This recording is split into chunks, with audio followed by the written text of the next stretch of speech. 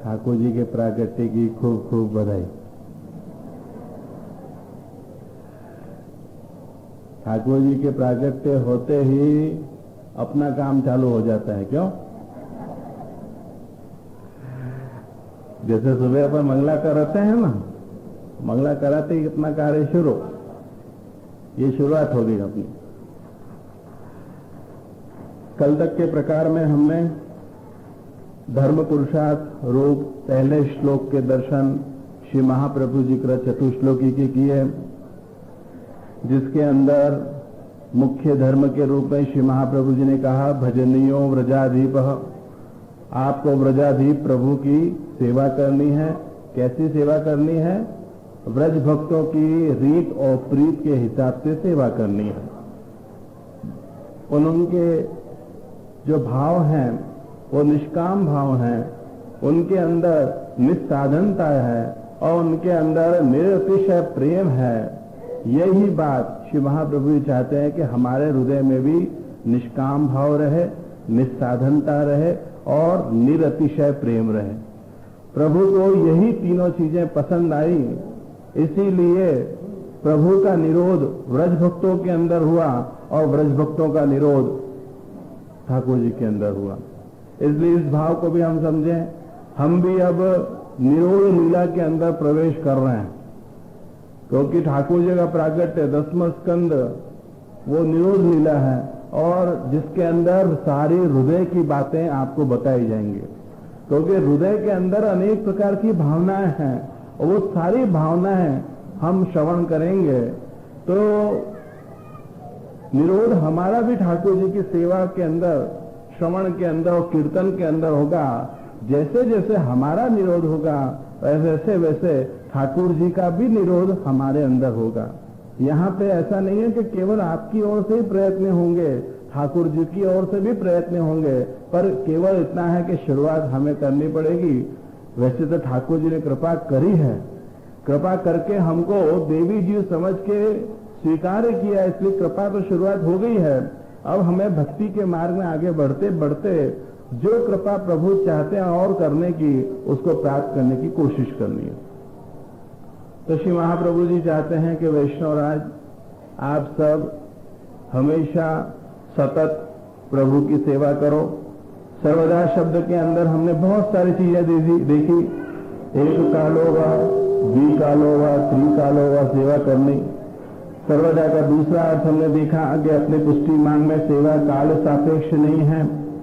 पुष्टि मार्ग में सर्वदा शब्द के अंदर अपने तीसरी बात ये देखी कि जीव का सामर्थ्य है कितना, तो प्रभु का सामर्थ्य और जीव का सामर्थ्य ये दोनों चीजों को ध्यान में रखें तो हमने देखा कि हमारे पास ऐसा कुछ भी नहीं है कि जिसके लिए हम कह सकें कि हमारे पास सामर्थ्य है। ये तो केवल प्रभु के सामर्थ्य की वजह से ही हम ये सब कर पा रहे हैं। ये जो धर्म पुरुषार्थ की बात इस श्लोक के अंदर हो रही है, तो ये धर्म के रूप में साक्षात ठाकुर जी ही है। ठाकुर जी ही हमारे मन में इतनी प्रेरणा कर रहे हैं, ठाकुर जी ही हमारे शरीर में प्रवेश करके इस तरह से शक्तियां चला रहे हैं। ये हाथ का चलना, पैरों का चलना, आंखों का देखना, कानों से सुनना, जिह्वा से बोलना, सकल इंद्रियों के अंदर ठाकुर जी गोचर हो रहे हैं। इसलिए धर्म रूप प्रभु ही हैं जिनके द्वारा हम सब कर पा रहे हैं, बाकी हम कुछ नहीं कर सकते हैं इसके अंदर। तो जीव का सामर्थ्य और प्रभु का सामर्थ्य ये सर्वदा शब्द के अंदर देखा। इसलिए पुष्टि मार्ग के अंदर यदि जन्मा हुआ यदि वैष्णव केवल स्वरूप सेवा के लिए ही उसने इस भूतल में जन्म लिया है, ये सर्वदा शब्द से होता है। इसलिए सर्वदा सेवा करनी। सर्वदा सेवा का एक और अर्थ देखा, 24 घंटे की सेवा हमको करनी है।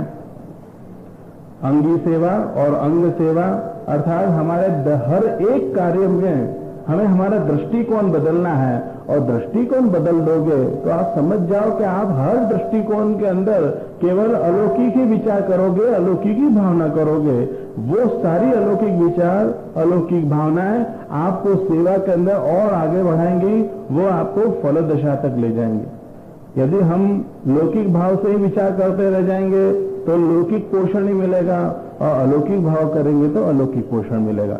ये एक प्रयत्न के ऊपर है, हर एक के अपने अपने प्रयत्न के ऊपर है, कौन कितने अच्छे ढंग से ये भावना कर सकता है, जितने अच्छे ढंग से भावना कर पाएगा उतनी ही फल दशा में वो पहुंच पाएगा।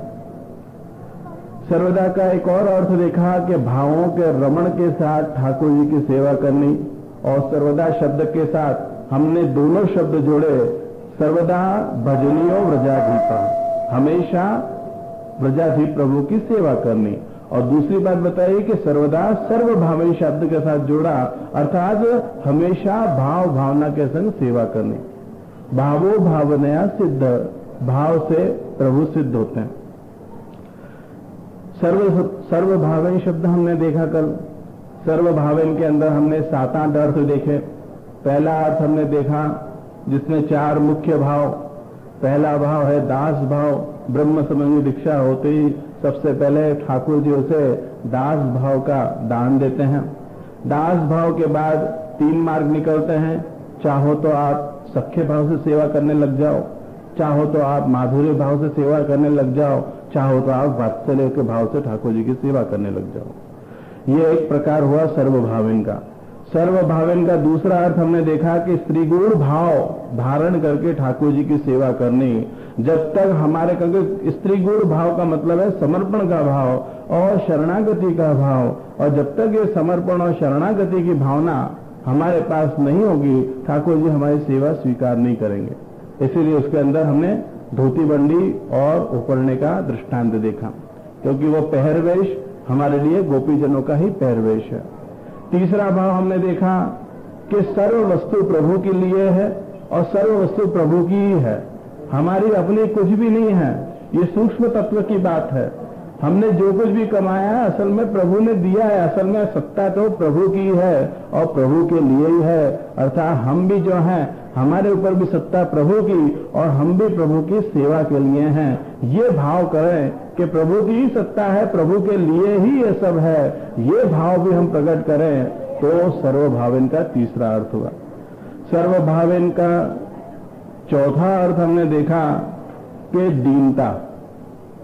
दीनता होनी बहुत जरूरी है। ठाकुर जी की वैसे तो सेवा के अंदर स्वामी जी, चंद्रावली जी, ललिता जी और श्री यमुना जी 4 युद्ध हैं, 4 प्रिया हैं ऐसी सेवा करने लाए। और ये सारे युद्ध जो हैं, चारों के चारों युद्ध के अंदर मुख्य 4 स्वामी जी हैं और उनके संग उनकी सहचरी, उनकी सखियां हैं और उन सखियों के सखियों के अंदर हमारी कक्षा आती है। अर्थात हम तो यही कहेंगे कि हम तो ठाकुर जी की सेवा में केवल सहाय रूप हैं। यदि आप कह दो कि ठाकुर जी की सेवा हम करते हैं तो उससे आपको अभिमान हो सकता है और आप कहो कि सेवा के अंदर हम तो केवल हाथ पवित्र कर रहे हैं, हम तो सहाय रूप हैं। ऐसी भावना यदि हमारे में आएगी तो आप ठाकुर जी की सेवा में कभी भी आपको अभिमान नहीं होगा। सर्वभावन का 5वां अर्थ अपने देखा कि प्रभु सर्वश्रेष्ठ हैं। जगत में सबसे श्रेष्ठ हम प्रभु को माने और बाकी की सब चीजों को गौण बना दें। यदि ये सारा कथा सुनने के बाद, सारे ग्रंथ को पढ़ने के बाद यदि हमने प्रभु को सर्वश्रेष्ठ नहीं माना तो इसका मतलब ये हुआ कि अभी तक हमने भागवत जी को आत्मसात नहीं किया है। 15 से 17 वर्ष हो गए, हर वर्ष भागवत जी का आप श्रवण करते हो और यदि ये भाव हमारे में हृदय में नहीं जागे कि प्रभु सर्वश्रेष्ठ हैं तो समझ जाओ कि अभी और 15 साल जाएंगे आपको ये चीज को आत्मसात करने के लिए कि प्रभु सर्वश्रेष्ठ है। ये छोटी सी बात हमारी बुद्धि में उतरती नहीं है। अब इसमें अपन प्रभु को भी कह सकते हैं कि क्या कहे प्रभु, आपने साथ में लौकिक भी तो दिया है ना। लौकिक दिया तो लौकिक की वजह से ये भूल जाते हैं बार बार में कि आप सर्वश्रेष्ठ हो। प्रभु के आसपास पड़ी हुई जितनी चीजें हैं वो भी भावात्मक हैं। ये भाव भी हमने सर्वभावी शब्द से लिया। शायद आप अपनी नरी नजरों से केवल प्रभु के दर्शन करते हो, आसपास की वस्तुएं आपको दिखती नहीं है, लेकिन ठाकुर जी कभी भी अकेले नहीं विराजते हैं, अपने अंतरंग परिकर के साथ विराजते हैं। जिस दिन भी प्रभु आपको दिव्य दृष्टि दे देंगे, सेवा फलात्मक दशा में जब पहुंच जाएगी तो आपको ये सारे परिकर आपको साक्षात नजर आने लगेंगे, पर उसके लिए भाव करना बहुत जरूरी है। सर्वभावन का एक और अर्थ अपन ने किया कि जहां जहां पे अपने को लौकिक के अंदर अतिशय आसक्ति हो जाए उसको आप अलौकिक बना दो। धन तो धन का विनियोग ठाकुर जी की सेवा में, पुत्र तो पुत्र का विनियोग ठाकुर जी की सेवा में, घर के अंदर आसक्ति है तो घर की के अंदर ठाकुर जी की सेवा पधरा के उसका विनियोग आप ठाकुर जी की सेवा में कर दो। जो जो चीज आपको अतिशय प्रिय है वो सब चीज ठाकुर जी के अंदर अंगीकार करा दो, तो वो क्या हो गया, वो भी एक सर्वभाविन का एक और अर्थ हो गया। तो इस तरह से पहले श्लोक के अंदर हमने देखा कि हमेशा हर भाव से युक्त होके व्रजाधीश प्रभु की सेवा करनी, यही अपना मुख्य धर्म है। इसके अलावा कहीं भी दूसरा कोई धर्म नहीं है। ये धर्म पुरुषार्थ के अंदर श्री महाप्रभु जी ने बताया। अब आ जाओ इसकी तुलना हम भागवत जी के अंदर जो वृत्तासुर चतुश्लोकी है उसके पहले श्लोक के साथ करें। चतुश्लोकी, वृत्तासुर चतुश्लोकी का पहला श्लोक, अहम हरे तव पादे क मूल दासानुदासो भवितास्मि भूय मनः स्मरेतासु पतेर गुणानाम गृणीत वाक कर्म करो तू काय। यहां पे वृत्तासुर युद्ध के मैदान में है, ये समझ लो। इंद्र भगवान सामने हैं और वृत्तासुर सामने उनके हैं, और वृत्तासुर प्रभु के दर्शन कहां कर रहा है कि जब इंद्र ने वज्र उठाया और वज्र के ऊपर चतुर्भुज स्वरूप के रूप में जब प्रभु के दर्शन वृत्तासुर को होने हैं, तो वो केवल जो युद्ध था केवल प्रभु के दर्शन के लालसा से उन्होंने ये युद्ध किया था इंद्र के ऊपर। बाकी इंद्र के ऊपर युद्ध करने का दूसरा कोई आशय नहीं था। अब वहां पे दो हाथ जोड़ के वो विनंती कर रहे हैं। क्या विनंती कर रहे हैं पहले श्लोक के अंदर, अहम हरे तव पादे क मूल दासानुदासो भवितास्मि भूय। अहम हरे, हे हरि, भवितास्मि, मैं बनूं, भूयः, भूयः का मतलब है जन्मो जन्म। जितनी बार आप मुझे जन्म दो, जितनी बार मुझे जन्म दो, मैं बनूं। क्या बनूं, तव पादे क मूल, आपके चरणों में जो दासानुदास हैं, प्रभु के जो दासानुदास हैं, उनका मैं दास बनूं। दासानुदास बनूं मैं, अर्थात जो आपके भक्त हैं, जो आपके वैष्णव हैं, जो आपके सेवक हैं, उन सेवक का, उन वैष्णव का, उन भक्तों का भी मैं दास बनूं। अपने शायद पहले भी, पिछली बार भी अपन ने देखा था कि दासानुदास हम वल्लभपुर को जब लेटर लिखते हैं ना, तब उस समय अपन अंत में लिखते हैं दासानुदास के सदैन्य दंडवत। वो दासानुदास का मतलब क्या हो गया, ठाकुर जी के दास श्री महाप्रभु जी और महाप्रभु जी के दास हम। महाप्रभु जी, उनको आप ठाकुर जी भी कह सकते हो, महाप्रभु जी का आप गुरुदेव भी कह सकते हो, महाप्रभु जी को आप वैष्णव भी कह सकते हो। हम सब भी तो कहते हैं ना कितनी बार वैष्णव को जय श्री कृष्ण। कृष्णदास जी बार बार में कहते हैं कि अरे जय श्री कृष्ण नहीं कहते हैं, भेजे को दंडवत किया करो, लेकिन वो अनायास निकल जाता है जय श्री कृष्ण, जय श्री कृष्ण। फोन पे भी कई बार वैष्णव को जय श्री कृष्ण करते हैं। यदि साधारण परिस्थिति का वैष्णव है, साधारण योग्यता धराता है, तो हम भी प्रत्युत्तर में जय श्री कृष्ण कर देते हैं। तो जय श्री कृष्ण का भाव यही है कि दासानुदास, वैष्णव समझ के हमको जय श्री कृष्ण कर देते हैं, तो गुरु भी है और वैष्णव भी है, दोनों चीजें हम। वैष्णव इसलिए है क्योंकि ब्रह्म संबंध की दीक्षा हमको भी मिली है जैसे आपको मिली है, लेकिन एक अधिक वस्तु है कि हमारा वल्लभकुल के घर में जन्म हो गया है, इसलिए हम गुरु पद के ऊपर भी हैं, इसलिए यहाँ पर दंडवत की भावना की गई है। तो यहाँ पर वृत्तासुर दासानुदास बनने की बात कर रहे हैं। पहली मांग करी कि मैं आपके चरण कमल में रहने वाले दास का मैं दास बनूं। कब बनूं, जन्मों जन्म बनूं, हमेशा बनूं। दूसरी मांग ये करी कि मनः स्मरेतासु पतेर गुणानाम, दासानुदास बन के मैं करूं क्या, खाली ऐसे बैठ नहीं जाऊं, वहां पे दास का दास बन के आपके गुणों का मैं मन में स्मरण करूं। मनः स्मरेतासु पतेर गुणानाम, आसुपति कहा, यहां पे कहा कि आशुपति ऐसे प्रभु, जल्दी से प्रसन्न हो जाए ऐसे प्रभु। आशुपति का मतलब है जल्दी से प्रसन्न हो जाए। आशुतोष कहते तो महादेव जी हो जाते।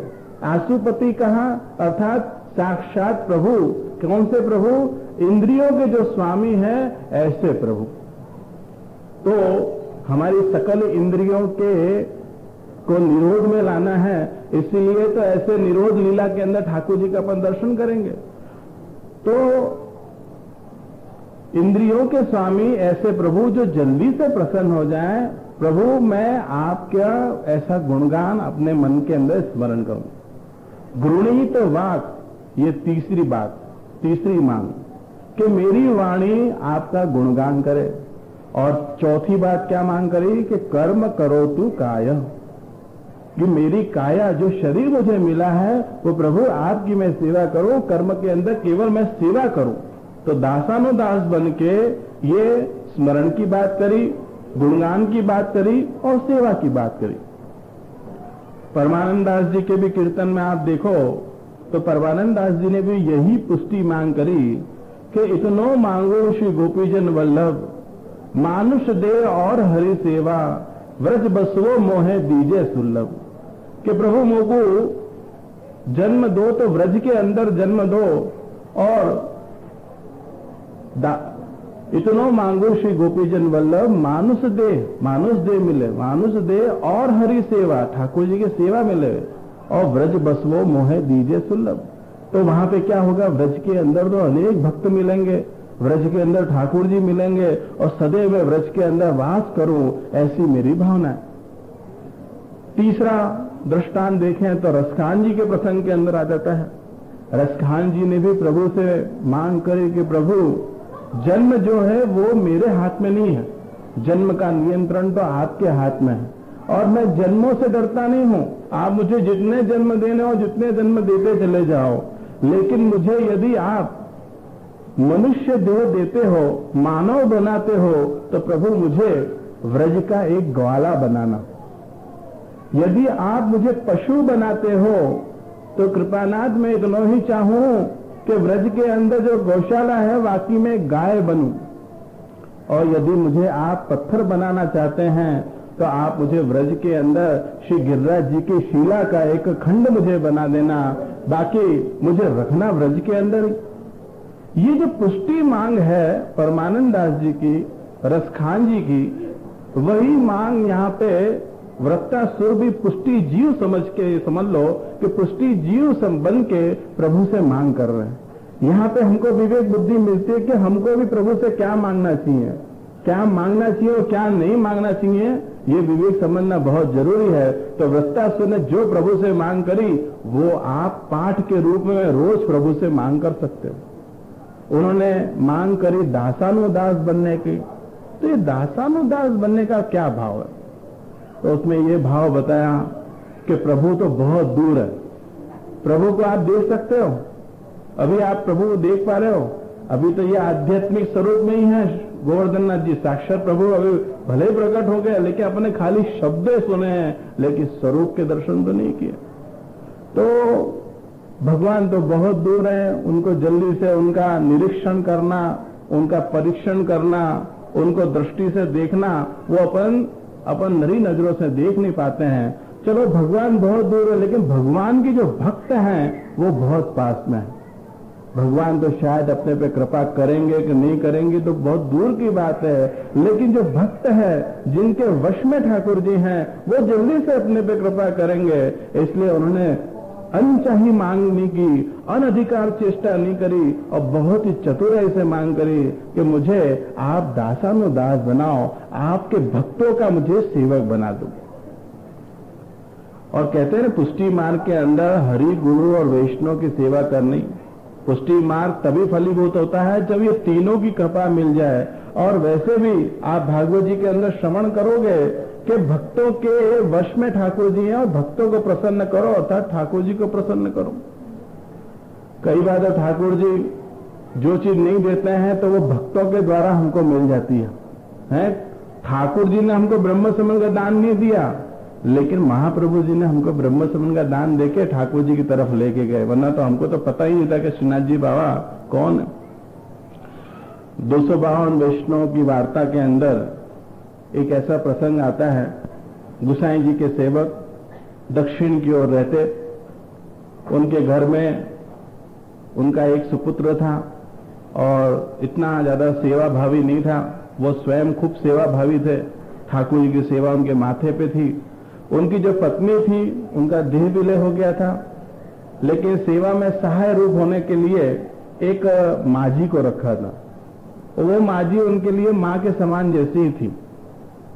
जब उस वैष्णव का अंतिम समय आ गया तो अपने बेटे को बुलाया और अंतिम शिक्षा ये दी कि देख बेटा, मेरा जाने का समय हो गया है और मैं इतना ही चाहूंगा कि तेरे माथे पे जो मैं ठाकुर जी की सेवा पधरा रहा हूं, तो बड़े भाव से प्रेम से ठाकुर जी की सेवा करना। दूसरी बात ये कही कि ये जो माजी है ना, उनको तू अपनी दादी मां समझ के चलना और उनकी आज्ञा मान के हर कार्य करना। और यह कहकर इस तरह से तो उनके पिताजी का देह विलय हो गया। बेटा आज्ञा अनुसार घर भी संभालता, दुकान भी संभालता, ठाकुर जी की सेवा भी करता और हर बात जहां योग्य लगती वो अपनी दादी मां को समझ के, वो माजी को समझ के दादी मां, वो हमेशा आज्ञा लेकर हर कार्य करते। अब उस गांव से वैष्णव का संघ व्रज यात्रा करने के लिए निकल रहा था। किसी वैष्णव ने आके कह दिया, कह रहे वैष्णव, जो तुझे व्रज यात्रा करने चलना हो तो चल, पूरा वैष्णव का संघ व्रज यात्रा करने जा रहा है।